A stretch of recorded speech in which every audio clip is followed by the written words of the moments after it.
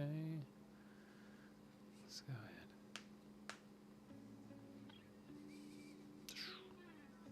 Cool. Let me know if I am sounding terrible, or if music is blasting, or if there's crackly. There is crackly, so playing that on all the wires that are connected into my mic, which I usually don't have. But it's been a while. Yay! Welcome back, me, to going online and streaming. So yeah, super excited to kind of be on here and be talking about what we're going to be having soon. So on Friday, we are going to be running our game. It will be live. It will be all with my friends. Hopefully the sound will be good. Everything will be balanced out. And yeah, everything will go pretty well. And make sure the audio is not too loud. Music is not too loud. We'll go ahead and give it a second for people to kind of jump on and chat. So, because today I'm going to be talking about the game that I'm building, the module that I am kind of building, and it's a food adventure. And yeah, we're going to be running it. And so it should be a lot of fun. And I'll be going through and explaining it a little bit, showing off the module that I've kind of built. Still work to be done on it. But yeah, I am happy that I'm something new, that adventure that I've kind of gotten into was like making modules. It's a bit of a challenge because for myself, I'm used to like writing things for myself, having notes. I'm a GM for myself. I'm not a GM for the world to see. If I was, you'd find a bunch of empty books and a bunch of random drawings. So part of the process for me, like making this module, was one, how would I want a module to be presented to me? Because I don't play modules. I've only played one module before, and I played it really loosely. So that was one of my focuses on when I made this, as well as I know that the TTRPG realm is evolving. There are new content creators that are out there. New games that are out there, new platforms that are out there. There's a lot of they've been out here, and they've been going. So it's been it's something that we have to understand. It's like no longer is everybody playing Dungeons and Dragons. They are playing Dungeons and Dragons, or they might be playing Daggerheart, or they might be playing some of the other ones. Oof, gosh. Let me change this song. My apologies. Let's see if I can change it. My apologies, because this was like part of my Three Stooges episode, and I have it in my liked file. Let's get that on. Cool. Have a little bit of fun with it. Yeah. So, like I said, we're going to go ahead and give it a little bit of time, and we're going to be going through and talking about the module that I built, and the work that I'm doing in it, and showing it off. So let's see if I can turn my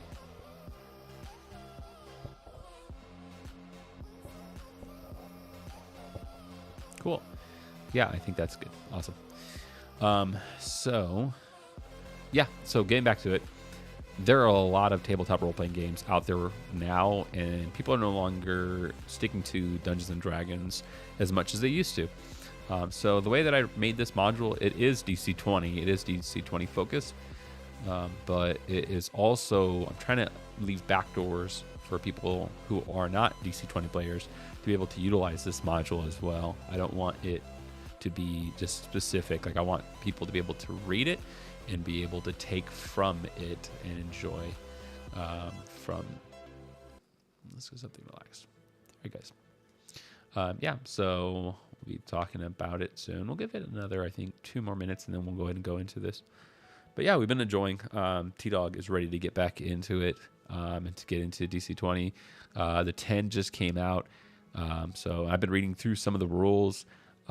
Bit of a challenge for players, I warn you.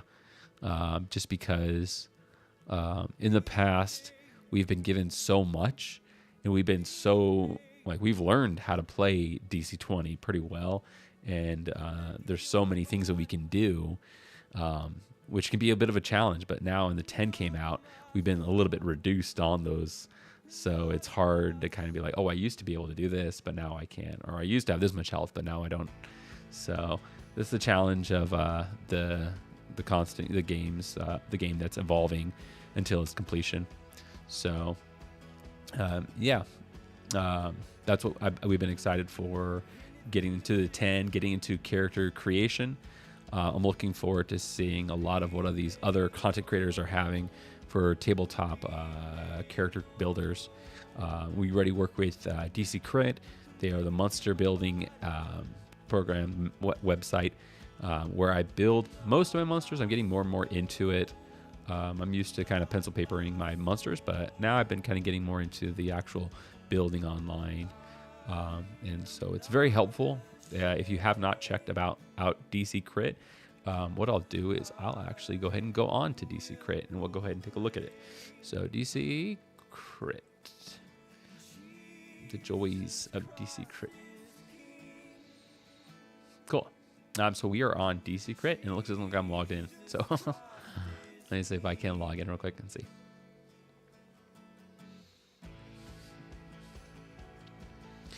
Yeah, so I've been utilizing DC Crit to kind of go through, and awesome. Okay, cool. So I like it for many reasons. Obviously the monsters. I'm looking forward to the character creation part of it because I do not want to build another character in 10 or in DC 20. I don't want to have to go flip through the book or everything. But what I love is the monsters. So let's go ahead and go to actually Mantic's Bandit Captain. Okay, so it has all of its how you would normally read a monster sheet, how organized the stats are, and let's go ahead and copy this monster and let's go ahead and mess around with it a little bit before we get started. Like I said, we are going to be going through. I'm going to be explaining my food module in a little bit. But for right now, we're going to go through DC Crit a little bit and mess around and see the things that it has to offer. Like I said, it's very easy to work with. Click, choose, information tells you about what, sizes and everything.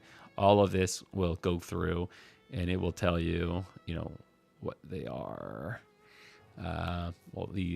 These berserker type. So depending on what kind of monster you're creating, saves and might attributes and saves are the thing I'm a little bit more curious on, and how to kind of point those out when it comes to my creatures. Like I said, I'm still learning how to make monster sheets, so I'm curious to figure that out. Hopefully you guys are able to see majority of what I'm showing you guys. If not, let me go ahead and just move it over a little bit.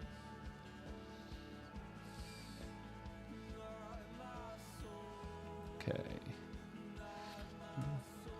Cool. There we go. So, what's cool about all of the resistance, vulnerabilities, and everything is, everything is just click, and you're able to then click on to whatever kind of thing you're trying to add. So if you want to add all this, like lightning, give it how many ever you want. You can fill that thing out as much as you want. Me personally, I usually don't mess around with a lot of these. I just kind of read my characters, the players that I'm playing with, and if they do something and they're really trying or they're really struggling, I'll be like, yeah, it's damageable by this type or that type. Sometimes they hit it, sometimes they don't. But yeah, then we have the features. So we're going to go ahead and add a new feature onto this creature. And what I love is this thing right here. Okay, so it's called Load Template. So we're going to go ahead and click and Load Template. And it gives you just about everything that anybody has made in DC 20, in DC Crit for abilities. So it gives it the name, absorb an unconscious or well-bloodied tethered human into Daniel's biomass. I don't know who wrote this or did this, but yeah, you can take it if you want. Like, I'll type in something, I don't know, like punch. Let's just see if punch is in here. Just random punch. Nope, not punch. Nobody has built a ability for like a punch. Is it a feature? Oh, well, it would be punch wouldn't be a feature. That'd be attack. Let's go with like, I don't know, what would be a good feature? Zorb would be one. Maybe we'll just leave it for now.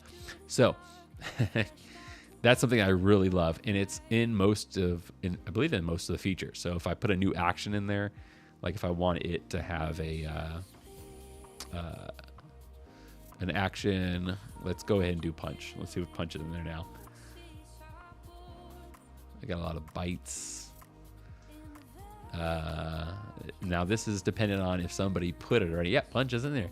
Melee, 4 bludgeoning damage. Gosh, somebody has a pretty powerful punch. Okay, so yeah, this is what I love about DC Crit, and so organized, so operable. Like I can just go into this. I can keep it private, so I can, let's say, so if I go to my area and just keep private to myself, and I can just keep editing my stuff. So I like this version. I'm going to go ahead and publish it, but it's not going to fully be published. But I'm going to say, hey, I want to keep re-editing it, create another draft, keep adding more to it, change things, because I've ran it a couple times and my players had trouble with this. So that's what's kind of cool about, I love this website. Description for your monster, obviously. So yeah. Now that we've given it some time, let's go ahead and get into it. Make sure you guys like and subscribe. We will be making more DC20 stuff. I'm hoping to kind of get more live. But yeah, we're going to get into my module that I've made. This has been a work in progress. This is what I've spent maybe like a little bit of the month doing, along with my Christmas life, or preparing for all the things that I'm doing this year. So and I'm super excited about it. Like I said, this is the first module I've ever written, and it's probably not good. It's probably a lot of grammatic errors and everything, I'm sure, but I think it'd be pretty cool. So let's go ahead and go through it real quick. First of all, this is called a food dungeon. Okay, so this is going to be a food adventure. What we're doing is we're kind of trying to put into your characters' minds that you're not going to go in and say, hey, here's a monster, here's a monster, here's a monster, fight it, move to the next room, fight it, next room. There is going to be monsters, there's going to be dungeons, there's going to be rooms, there's going to be items to collect, but it's going to like open up a different part of their mind. And as you're telling this game, you're playing their players through this game, encourage them in that regard. Help them by like, I like to think about like Chef Gordon Ramsay or any of those cooking shows that you've ever seen. Try to be inspired by that. Like if it was a Law and Order type game, those kinds of dynamics would play into this story. But for this food one, it's going to be very like, what are you making? What ingredients do you need for this? How are you cooking it? How are you, all that kind of stuff. So you don't have to be a chef too. You just got to have fun and just role play it. So the intro is, this is a strange place of, this is a strange town that you find yourself in. You've traveled for some time, and this is supposed to be an extraordinary place for extraordinary food. However, though, all the places that you go to, the food, there is no food. Something has happened to all the food in this town. And so you're trying to figure out what is going on. And everybody is telling you that over at Bell Bottoms is where the storage of food is being kept. However, though, a lot of that food has gone bad and things have been going strange over there. That might be the only place where you can find food, your starving players. Okay, so they'll make their way. We'll go through. So it basically goes through a little story on the intro. All the art in here is nowhere near AI. I have done all the art in this stuff. So if you have any questions, feel free to ask while I'm going through this. Hopefully none of my players are watching. But if they are, I will change things. So, story progression. First, we get to introduce the interesting players, getting them to Bell Bottom Restaurant. Okay. Then they're going to go ahead and introduce them to, they will enter into the fridge where they'll meet these ghosts who will guide them and tell them and teach them what is taking place, and will reveal a lot of what's going on and how they need to fix it. Okay. They will be told by him that they will need to make a meal. Okay. And part of this meal is, depending on how many players you have, it'll have a certain amount of courses that you would need to make. Okay. That can either be split up between the party, or it could be just everybody just works together to make these 3 meals or these 4 meals. And then they will, after that, have to go choose a room. So there's 3 rooms that have creatures in it, and they will have to go into one of those rooms to capture a special creature to add to their meal to make it special. Okay. And then they will exit the fridge and they will prepare the meal, and then present it to Sudson. And in the ending, he will decide, and depending on how well they do, he will fix the fridge, and then he will award them like a magical meal, which has some cool drawings I have in here that you can utilize. And I haven't really made the abilities of them yet, but we'll go get to that. And then this modular summary is basically explains about the food culinary mindset of the game. It also goes into that this is a non-binary, non-specific TTRPG model. So it's free kind of form for all, not just DC-20. But I do have character sheets, monster sheets for DC-20. So, but yeah, we'll go ahead and go into it. First part, Bell Bottom. Okay. Like I said, everything is nowhere near AI. I've made all the tokens. Everything is accessible to you guys. I'll have this on our live shows link below the video, where you'll be able to get all the maps that are in here, all of the tokens, all of the monster sheets. So that you can then just take it and just take the maps and boom, put them in your thing, or take the tokens and put them in whatever platform you're running. Okay. So this is Bell Bottom, small little kitchen. Here is Mr. Bottoms, and he is going to go ahead and explain to you what is going on. Like, his fridge is broken, something has happened, and he went in there. He attempted to go in there, and he was attacked by a creature and told by a ghost that he needed to prepare a meal, but he is not a cook at all. Okay. So in here, you can maybe communicate with him. There could be items hidden here that players can use. I haven't done yet, is adding some weapons that are culinary, like a spatula or different things, and giving them advantage when they do their performance or certain things. Okay. But yeah, they'll enter into here. They'll meet Mr. Bottoms. This is an optional character. I made him for my players specifically, but it's open to you guys as well. He is Cook. That's his name. And he's a Hispanic man.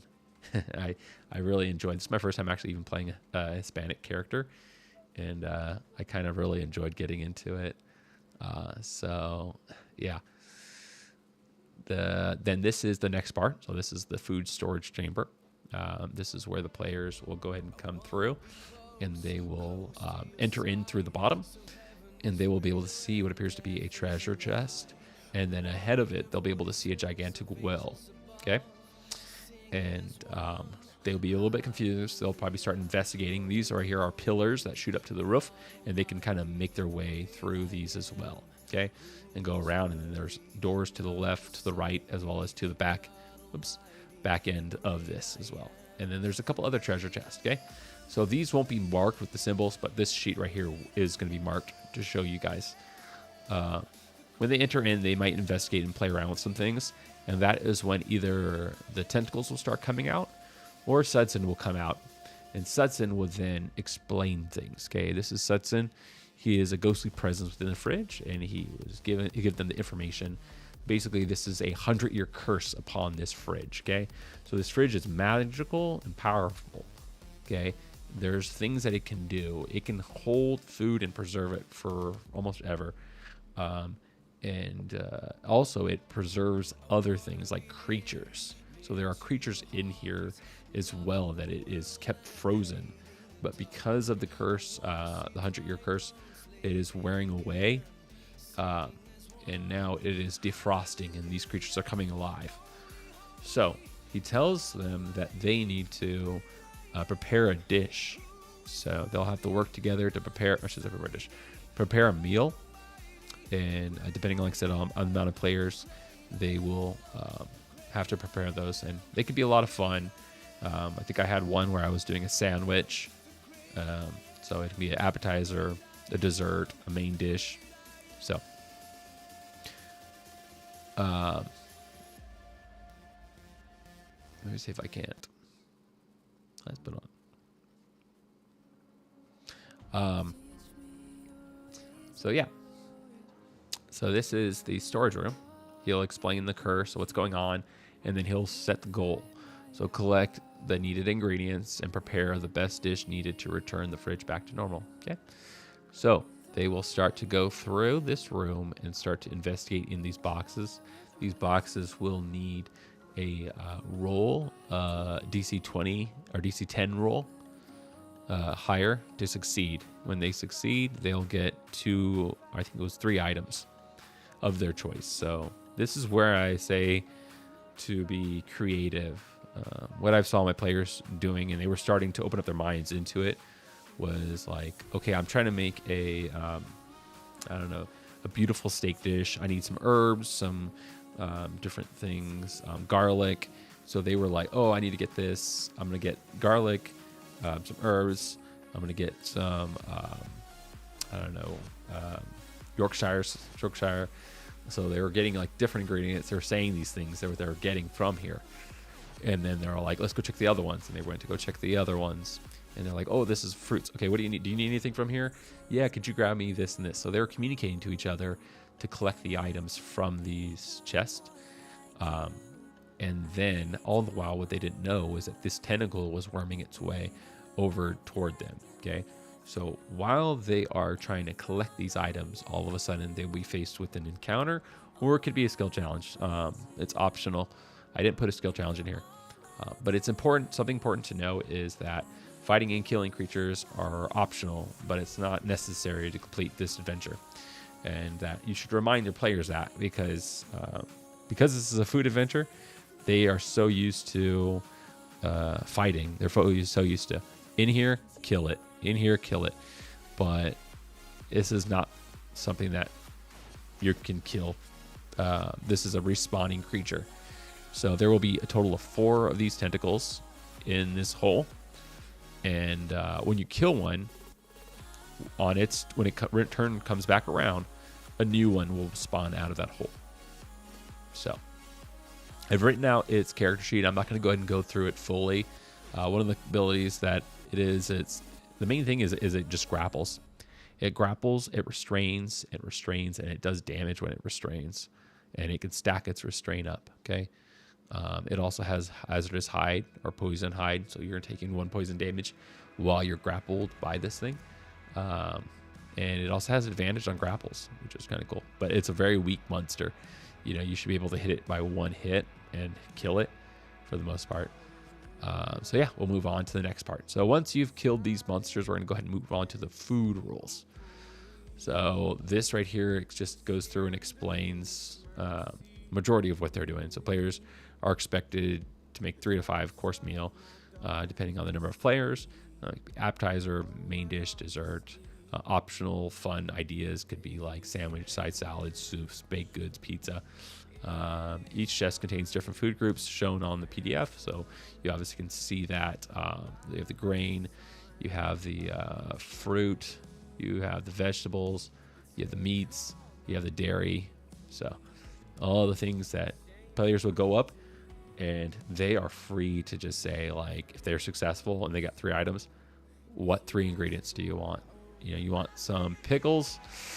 I don't know. It's up to the GM if they want to allow them to have pickles, or if they need to get the vinegar, or they need to get the make their own stuff. Same thing with ketchup. Like, is it if I pull a ketchup, or are they going to have to get the tomatoes and the sugar and different things? So you can make it more difficult, or you can just say, yeah, that's fine.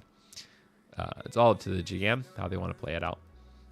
Each chest contains different food groups. Yep.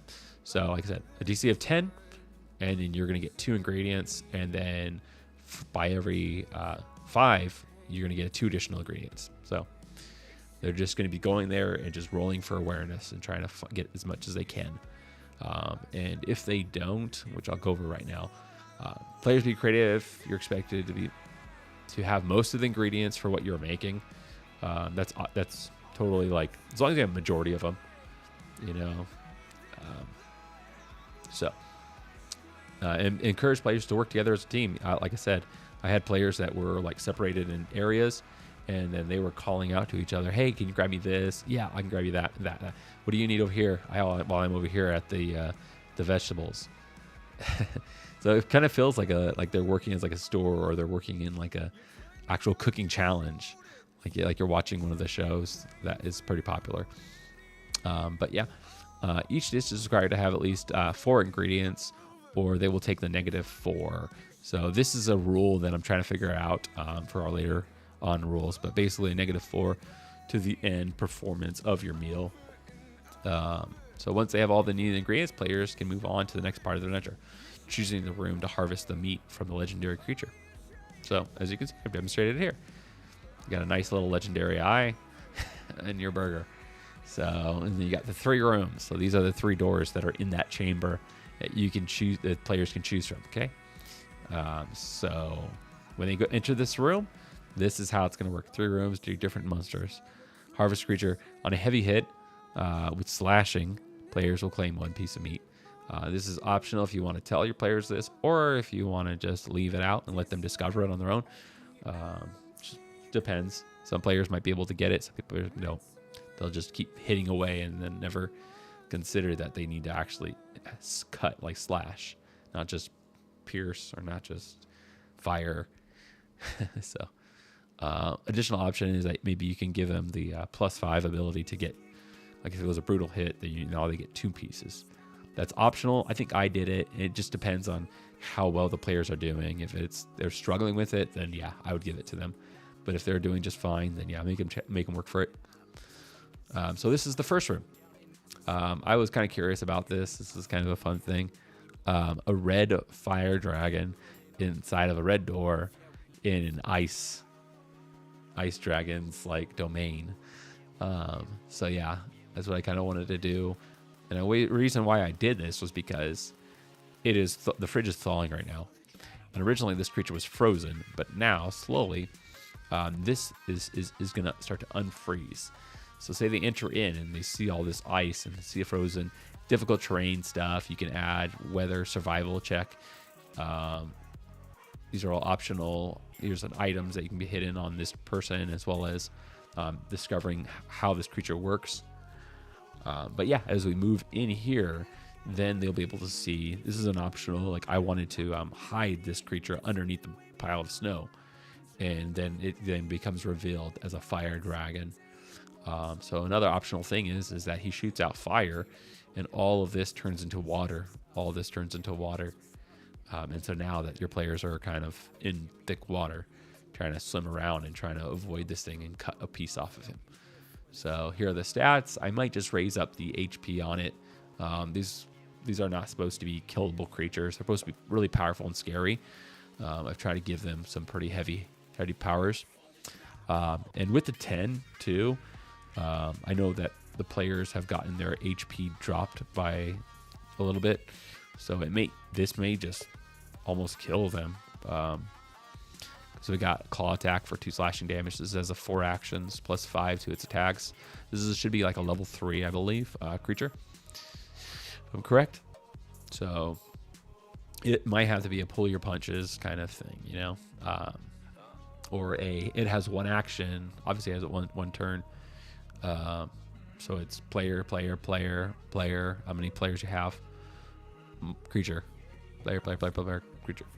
Sometimes what I'll do is I'll give them the creatures 2 turns, 1 here and then 1 here, 1, you know. So they'll actually have a total of 8 AP, but spread up, halved up for these pretty strong creatures, because he's the only one. It's just him by himself.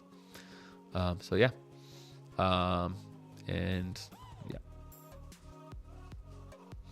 And then we're going to move on to the next room. So the next one is a green door, and it's still in this cube room. So this map is a open pits. Like it just drops. There's like gaps and openings and stuff. Okay. And this creature, we're going to go and go into this. So this creature is hidden. This gelatin, it cannot be seen. I'm still working on building this character sheet for him, and I'm curious to kind of play around, see what I can do with it. I have an idea of what I want to do with it. And it's basically, when it has two forms, it has this like this mushy form, and then it has the cubed form. So whenever a player gets close, it will turn into this form and grab it and swallow it. And then it can use actions to transform itself into the cubed form. When it is in the cubed form, you cannot do damage to this thing. This thing is slashing, immune. It is piercing, immune. It is just about almost all of them immune, except for probably other like fire, ice, all those other ones, like the elemental is not elemental immune, but it is physical immune. Okay. And I do this is because when a player draws close to it, it can use a reaction to transform back into this form right here. That's when you can attack it and cut it and do the damage to it. Okay. So if you want to get your friend out, and I feel like that might be a bit of a challenge for players to figure out, but I feel like it would be a really cool, like monster puzzle. So everybody else stays away. The one that goes in, he gets sucked into this thing, is now into this thing. So the players are now, oh man, we got to get him out of there. Let's try, but nothing is penetrating it. And then they move up, and then they can roll for a combat insight or a monster insight to be able to know information about them and what they are able to do. So they might then realize, okay, yeah, we need to get up close to it so that I can change, but it's going to try to grapple us too. Okay. And I believe I'm going to have it to where it takes a round to kind of form up to the cube. But yeah. So that's what this creature would be doing, as well as having it to where it can move around a lot easier. That's another thing I'm having to try to figure out, because we don't want the battle just to be hit it, get it, run. We want it to actually move and utilize the full battle scene. So yeah, so it's in the works. We got a fun little dish of that. In the last room, we have the purple door, which is going to be the holders room. I got to run this one. I loved it a lot. I think I'm good on the character sheet. I made some adjustments, and I'll have to update it. But basically, we have the beholder, and we have the eyes that it utilizes. Okay. What I did was when my players entered in, they were like not in combat, but they were surprised by these things. Depending on their roles, they were surprised by these things. Some of them caused them to put them to sleep and do things. So they had somewhat of a surprise round, these things, until the full one was revealed. Okay. The full beholder was revealed. And the little eyes, they have their stats. They're not too low. But what I find that's pretty cool about these creatures and the beholder is, I mean, obviously the eye is connected to the beholder. But these little creatures, they are used, the beholder can cast its spells through it, as well as they can sustain spells from that point. Just as a spellcaster has things out that they can sustain spells, that can cast spells through their things, so can this beholder. It can cast through. So say it might have an eye across the room and stuff, and it's casting its spell through it. So you don't have to cast all your beholder spells on its turn. You can actually just revert it into this one's turn as well and power it up. So I'm curious to see how that plays out. I'm sure there's some kind of rules that I might be crashing into. But yeah, so that would be the last chamber. It's covered in water. It's a dark, thick mass and stuff, and there's some stepping stones to jump from here and there, which can make it fun for a challenge. Ending cooking skill challenge. Okay, so once they have collected their beast, whichever one that they had cut a piece off of, no need to kill them. The warning will be in every single one. Fighting and killing creatures is an option. Okay, I don't recommend it, but if they want to do it, then go for it, I guess, you know. So we have an easy way and we have a difficult, more challenging way. Hey, Mantic, how's it going? Going through my cooking thing. So I have an easy way of ending our food game, and I have a more challenging way of doing it.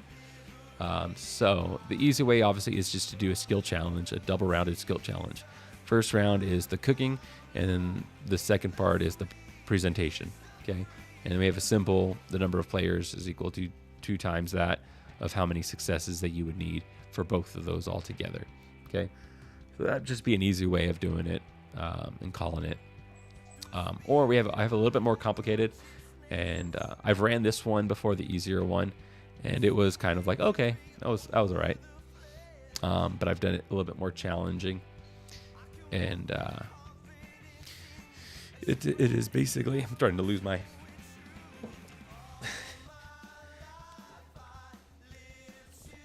okay. I know why Coach has to always drink water. Gosh, getting over a sickness. And cool. So this one right here is basically, it's a little bit more challenging. I think it's going to be a lot more funner to do. A single skill challenge with a DC of 13, and every success adding a help dice. Okay, so we're going to give an example right here. Player 1, he is going to use an attack check to prepare the food. They're attacking the meat, slashing it into little bites, the perfect size for appetizers. He rolled a 23, a nat 23, so that means that he's going to get, he's above the 13 by 10 plus the nat. So he gets 1d4, 1d6, 1d8, and a 1d4 on top because of the nat. Okay? So 1d4 for the success, plus the 5 above, plus the 10 above, plus the nat. Boom, they get all those. Cool. The next player, he does a history for the monster. They examine the creature to find the most tender cut, perfect at the top of the main dish with it. And they roll the 13, so that's just a 1d4. Awesome. And then, man, I am losing my voice quickly. Player number 3, he uses a cooking trade. And so they saute the onions and season the veggies before adding them to the broth. And they rolled an 8, so they failed it. So you have 2 options. I think it's going to be just one option, and that is taking off the highest help dice. So they would take off the D8. Okay. I feel like that would balance out the game. It won't be too overpowered. Now that they've done that part, the cooking part of it, they're going to take all those help dice, they're going to roll all of them, and have a pool of cooking points. Okay, now it's the presentation time. Okay, so first the dish, you'll choose somebody, or maybe everybody will take a turn in presenting, okay, one of the dishes. So we have a total of, I think, 3 or 4 dishes. Your first player will come up and present the dish. This will give them a chance to kind of role play and tell about what they have made for their appetizer out of the monster and out of the ingredients. Okay, and then they will roll a flat dice, not a performance die, sadly. They'll roll a flat dice, and they will go ahead and add those cooking points onto it. So the main goal for this end game is balance.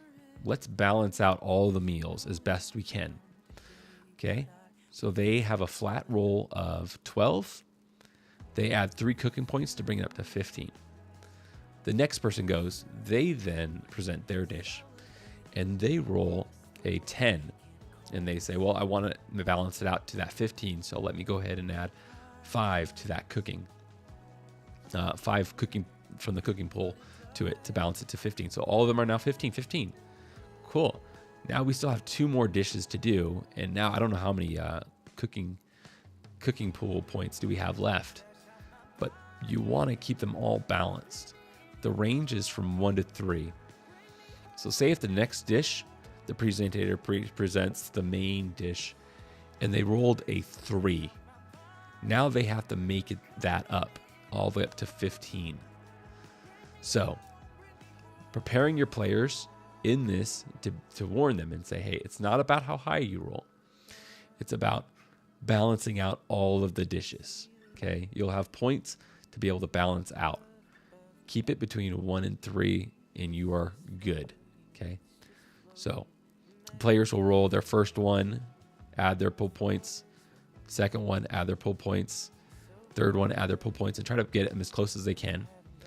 And then the final one, they'll roll and they'll add their pull points, and then they'll be able to come back, and any extra pull points, they'll only be able to add it to the first one. Now they can also subtract it. So those pull points, they can add them or subtract them. So say if this one rolled an 18, then they can then reduce it down to a 15 by taking away 3. Okay. So those pull points, you can use them to either add or take away from your rolls, because you want all your dishes to be about the same. Okay. To have a similar. So like I said, 3 away. Okay. The better they get on their rolls, the more things they'll get. So they will be rewarded, and I'm still working on making this, but making dishes that I will give them. You can give the players, like this dish. This is like a gelatinous cubes soup. Pho. Gelatinous cube pho. And maybe it does something magical. I still haven't built the magic for it. But same thing with this, the dragon's cut. It has something as well. So if they do a pretty good job, then maybe there's 3 of those magical items that they can gain to be able to use in their later on adventures that we can kind of do. So, but if they are not, then yeah, the freezer closes and then it just implodes and they lost the challenge. So I'm curious. I'm not sure how difficult this will be. I might have to increase the success so it can be success range. So it might be 1, 2, 3, and 4, 5, maybe. We'll see how it plays out. But yeah, I still got some work to do. This is the full module for my cooking. And I still got some updates to do, some more monster sheets to add to it. But like I've said, this will be in our live show on Friday. And you'll be able to click the link and get yourself at this for free.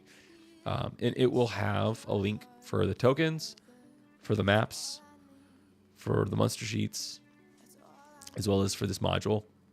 Like I said, all of the maps for this place. And yeah, I think that's pretty much it. I'm excited to kind of run through this and play this. And I'm super excited. Shout out to Mantic for what you guys are doing. Yeah, thank you. Shout out to you guys and stuff. You guys are doing an awesome job. I really enjoy. Everything is so clean and organized, which I love. And yeah, so yeah, we're excited to we're gonna be playing this on Friday, and I don't think I have anything else to go over or say. We'll be getting back to our live shows. I'm going to be going back into our adventures with Zira. We're going to end this in the next 2 minutes. I'm going to be going back into the Underdark with my wife. Hopefully, we'll be playing that every other week, adventuring into there. In there, we'll also have monster sheets available for you guys, built monster sheets that we'll run through every day, every time we play, so that you'll be able to download those, the tokens as well. The same thing as what I have here.